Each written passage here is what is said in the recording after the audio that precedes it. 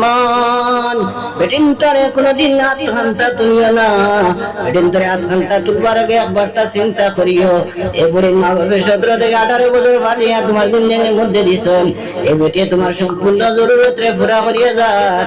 আজকে দিন বেটি কোতারে যার মাল্লাই একবার তো তুমি চিন্তা করলা না রে মুসলমান, যিনি এই বেটিয়া কত কষ্ট করিয়া তোমার জরুরত রে পুরা করিয়া দে রে মুসলমান। ও বেটা মনে রাখিলা যে আদি বেটিন ধরে তুমি দেন মারছো, কাল কিয়ামতের দিন আতে আল্লাহর হাসরের ময়দান ওরা আসামি বানাইয়া আল্লাহর হাসরের ময়দানে তোমার হাড়া করবে রে মুসলমান।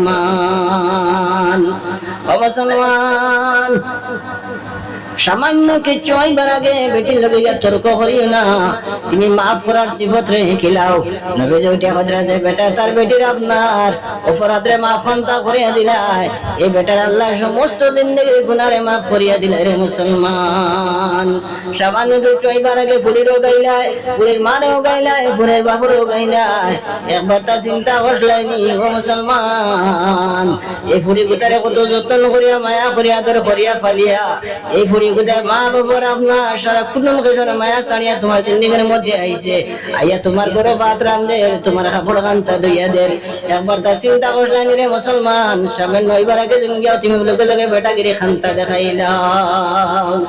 বাজ কিতাবের মধ্যে লেখছেন যে বেটা তার বেটির শরীর লগে আপনার রাগ করে মারিলা, যদি বেটি লগে লগে আল্লাহ আমার স্বামী আমারে বড় কষ্ট দিছেন, নবী উঠিয়া কইরা এই অবস্থায় যদি সেই বেটা যদি মারা যায় তাহলে বেটা জাহান্নামী জাহান্নামী।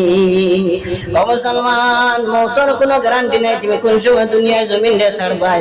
বেটিন তোর বদুয়া লইয়া তুমি জমিন খান্তা থেকে বিদায় লইও না। তোমার বেটির বদুয়া লইয়া তুমি আপনার দুনিয়া খান্তা ছাড়িও না। বেটির বদুয়া লইয়া জীবনে বাজার বাজাইও না, হইতে পারতা না রাস্তা তোমার কি অঘটন ঘটিব। বেটিন তোরে মায়া করাই করে মুসলমান।